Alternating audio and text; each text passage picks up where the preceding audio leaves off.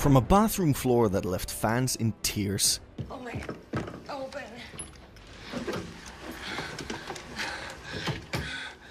No. To a prison pickup that turned into a full-on knockout. Cause I'll knock your pussy ass out. Okay, here. Oh! Hey! Yeah, good night. These are the Love After Lockup scenes that still haunt fans long after the credits rolled. They live rent-free in our heads, and they are not leaving anytime soon. What happens when love meets addiction's darkest moments? One bathroom door opened to change everything. One of the most unforgettable and heartbreaking moments from Love After Lockup was when James Cristia found Ayla Subonita lying unconscious on the bathroom floor from a drug overdose.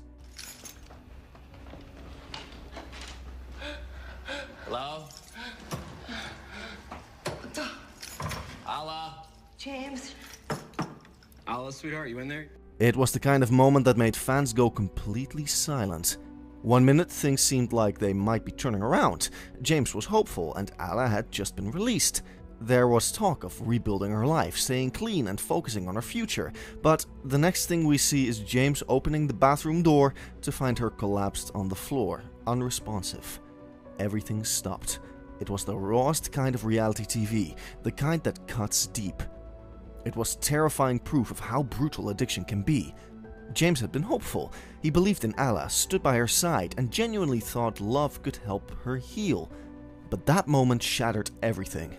Oh my God. Open.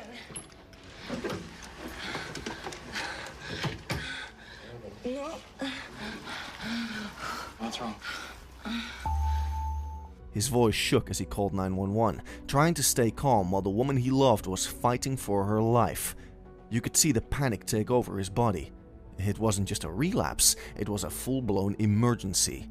The camera didn't need dramatic music or effects, just the sound of James pacing, crying, and desperately begging for help was enough to make viewers tear up. It felt too real, because it was. On the ground. Oh, you're freaking me out. What's wrong? I don't know what to think. This scene lives rent-free in fans' minds because it shows the truth behind the fantasy, that love alone can't fix addiction. James did everything he could. He supported her emotionally, financially, and spiritually. But addiction doesn't care how much someone loves you. Ala's overdose wasn't just a turning point, it was a wake-up call. It reminded everyone watching that addiction is dangerous, unpredictable, and heartbreakingly common. I realized it's a relapse. Do you want me to call an ambulance? It was pretty scary to see the woman that you love in pain in front of you, and you're helpless. There's nothing that you can do about it. One user on Reddit said, "This is why it is not a good idea to get into a relationship with someone in active addiction. They tend to pull you down with them." And sadly, that's what happened. It wasn't just Ala who suffered. James was left traumatized, helpless, and completely broken. This wasn't just reality TV, it was real life with real consequences. One phone number, one angry girlfriend, and 24 hours of freedom that almost ended before they began. This Love After Lockup scene between Derek and Monique might just be one of the most intense first 24 hours out moments the show has ever delivered. Derek is fresh out of prison, finally free, soaking up every second of downtown energy. He's walking, smiling, reconnecting with the world, taking in every sight and sound like a man reborn. The excitement in his step is real. He's seeing life again, the people, the city, the freedom. But then, just as quickly as the energy builds, it all flips. Let me have a good night. I need you to... You need me to what? make me happy, like... I am. So wake up. He bumps into someone from his old neighborhood. It's nothing wild, just a simple what's up and a handshake. But then Derek does something that changes the whole tone. He gives the guy his phone number. You know I just got out yesterday. Stop it. Facts. I'm talking about, this is my first 24 hours out. I've been gone a long time, man. You gotta show me around. Got it. I want to stay out the night, though. Cause my girl, she getting sleepy. She is shocked and furious. Derek hasn't even given his family his number yet, but here he is handing it to someone who could easily pull him back into the same toxic world that got him locked up in the first place. Monique confronts him right there.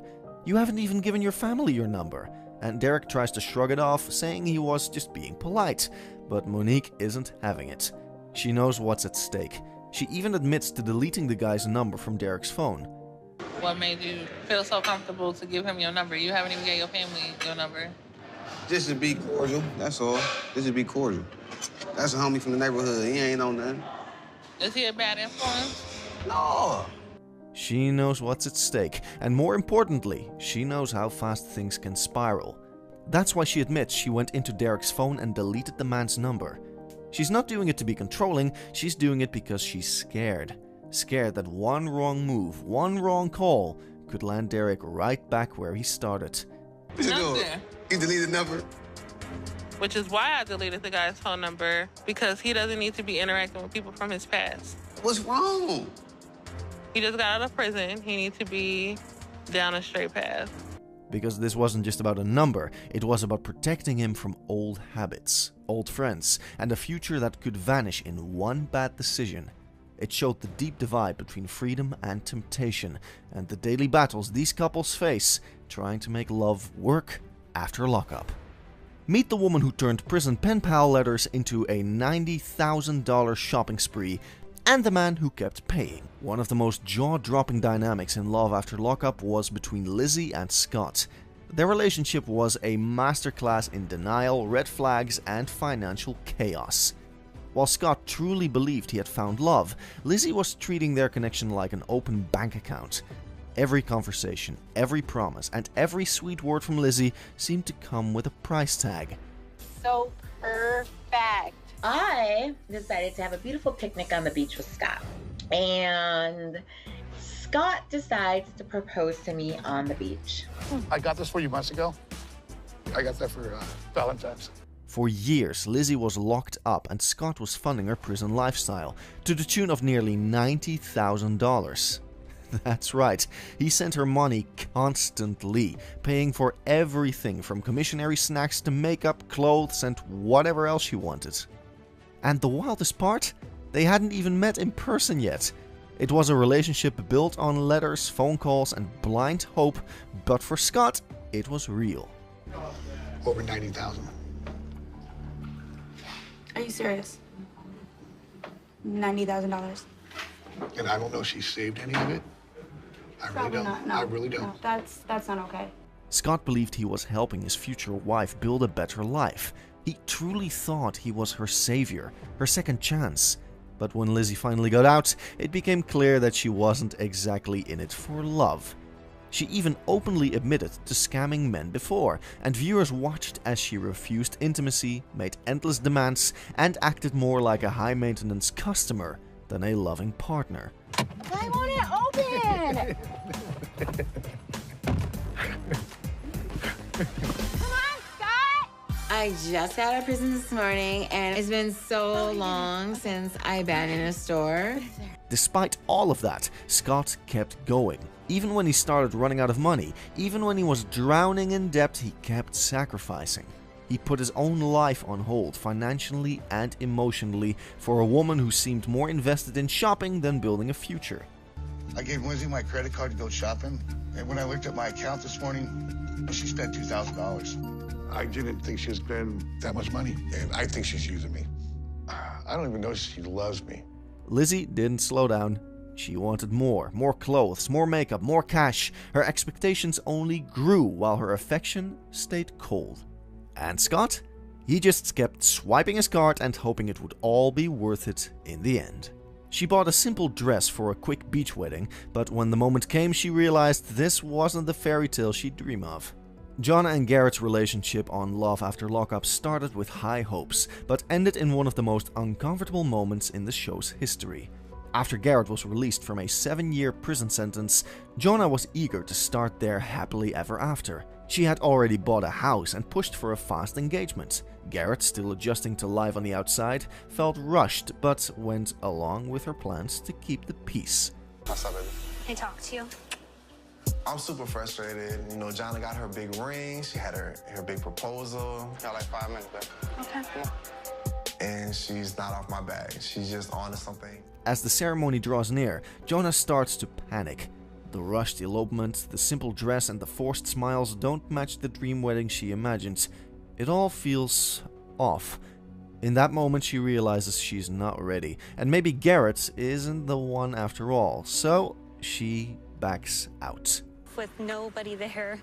Just want to like put on a show and make Yeah, that's what women want. I'm not okay with marrying Garrett without my family and friends. The couple decided on a small beach elopement.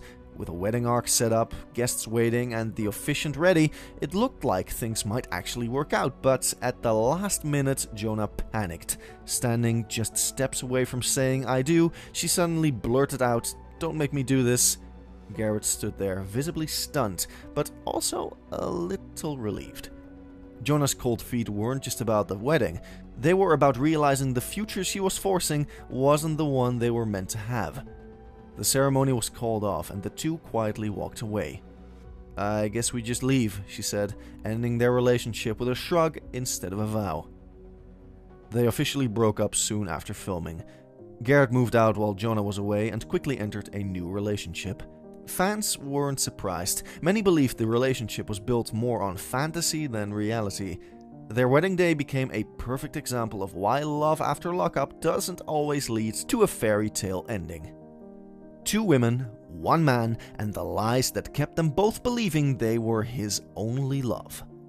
If there's one life after lockup storyline that had viewers yelling at their screens, it's the chaotic love triangle between Michael, Sarah, and Megan. From secret phone calls to full-on lies, Michael had both women wrapped around his finger, and neither of them saw it coming until it was way too late. The deception, the drama, and the emotional wreckage that followed turned their story into one of the most talked about arcs in the show's history. My fiance, he proposed to me over the phone.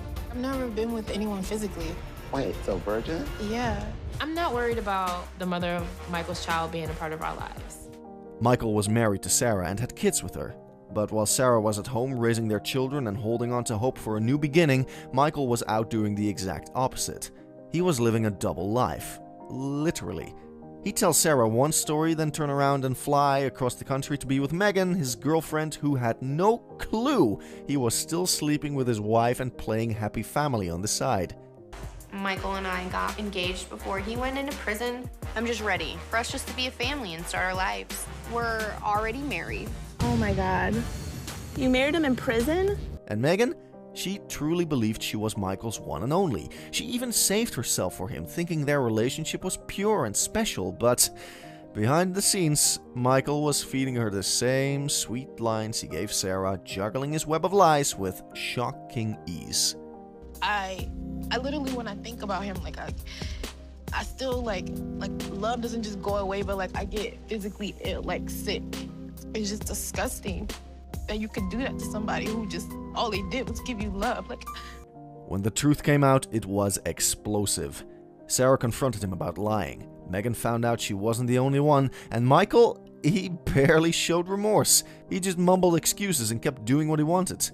How am I making you feel? Go! Alright, I have to have sex with Sarah because I'm afraid that she'll take my daughter. You want to say hi to Daddy? No. 6 years, Michael. The wildest part? Even after catching him red-handed, both Sarah and Megan still fought for him like he was some once-in-a-lifetime catch. Viewers were floored that Michael could play 2 smart women like a violin and still walk around like nothing happened. I found out some information from Michael's PO. Who did you love, Michael, me or her? I'm pregnant. I will be meeting up with Megan. I'm not one to mess with. so you're pregnant with his child. And we're married. In the end, neither woman got the love story they hoped for. Instead, they both walked away, hurt, embarrassed, and betrayed. Michael didn't just break hearts, he exposed how easy it is to manipulate people who just want to believe in love. And that's what made this triangle one of the messiest and most unforgettable storylines in Life After Lockup history. He showed up to pick up his girlfriend from prison, but another man's car was already there. What happened next shocked everyone. In one of the most shocking and downright chaotic moments on Love After Lockup, Kevin absolutely loses it when he realizes Tiffany called Curtis, not him, to pick her up from prison. And what happens next? Pure madness. Kevin thought he had this in the bag. He was confident, cool, and waiting outside the prison gates like the leading man in a romantic movie. But all that ego came crashing down when another car pulled up and out stepped Curtis. Yep, Tiffany had called another guy, one Kevin didn't even know she was still in contact with. Don't you touch me. All right. Don't you touch me, dog. Because I'll knock your pussy ass out. Oh! Hey! Yeah, good night. Kevin's confusion quickly turned to rage. He asked Curtis what he was doing there, and when Curtis smugly responded that Tiffany had asked him to come, Kevin saw red. The betrayal stung, not just because Tiffany chose someone else, but because Kevin had been emotionally and maybe financially invested in her. Lay down. Lay down. Come pick him up. Lay down. Lay down. Sit down. Oh my gosh. I got out of the halfway house, and so far it feels like a nightmare. And then it happened.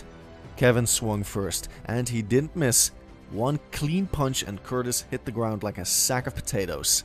Down, out, no dramatic struggle, no shouting match, just one cold knockout that had producers and fans both freaking out.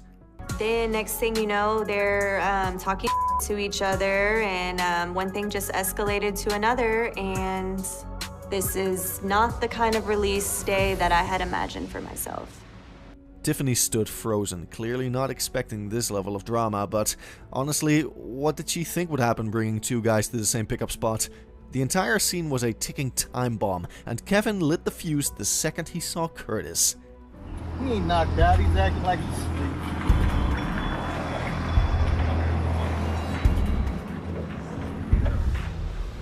I'm done with Tiffany. I decided to just go and take it back to the house and say both of them. Kevin knocking out Curtis wasn't just about jealousy, it was about pride, shock, and the total disrespect he felt from Tiffany. He felt played, blindsided, and humiliated in front of the cameras. And fans? They were glued to the screen.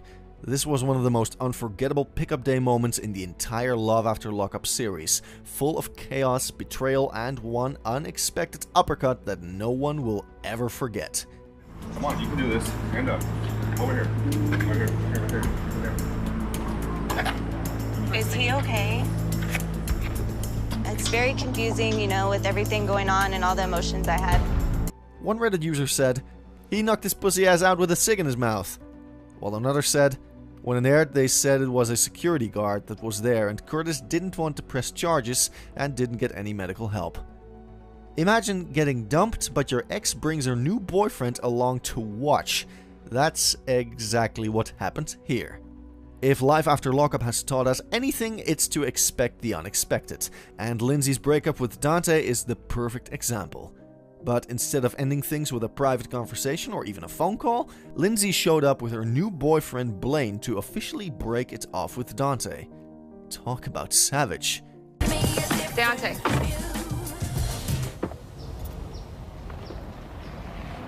What's up? Listen. Hold on, give me a minute. Dante had been trying to hold on to hope. Despite all the signs, the distance and the communication breakdown, he still believed he and Lindsay could make things work.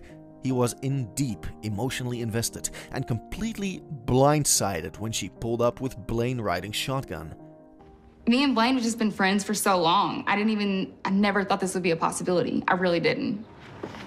I don't want to add on this like really negative, bad way. I'm sorry that you got hurt in this. I'm sorry that I hurt you.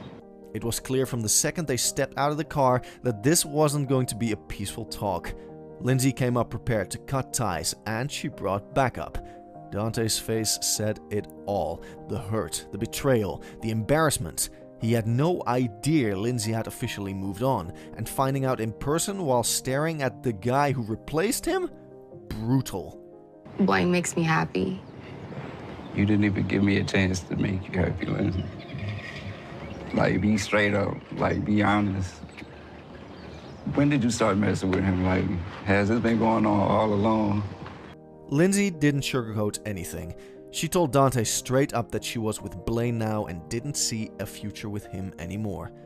Blaine stood nearby, arms crossed, not saying much but making his presence known. It was like rubbing salt in a wound. Take this. It's too much. Hold on to it. No, No. Dante. No. Hold on to take it. this. Listen, I want you to have something for me that's going to actually help you in your future. It's brand new. Just keep it. Dante, to his credit, kept it relatively calm. He didn't explode, but you could see the pain all over his face. He poured so much into Lindsay. Time, money, trust, and it ended with a public breakup featuring her brand new man. Well, feel better?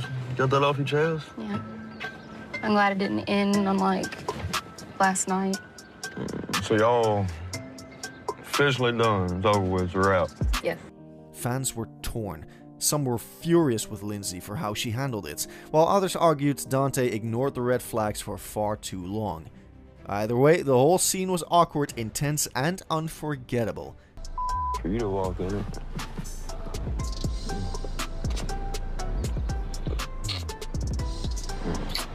Let's do this thing. In the end, Lindsay and Dante officially parted ways, with Blaine stepping in as the new boyfriend.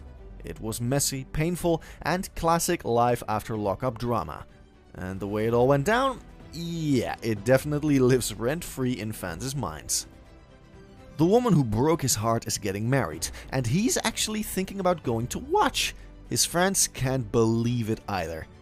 Dante just can't quit Nicole. No matter how many times she's walked all over him, no matter how many people warned him, he still can't fully let go. And now, in one of the most jaw-dropping twists in Live After Lockup, he's actually thinking about attending her wedding.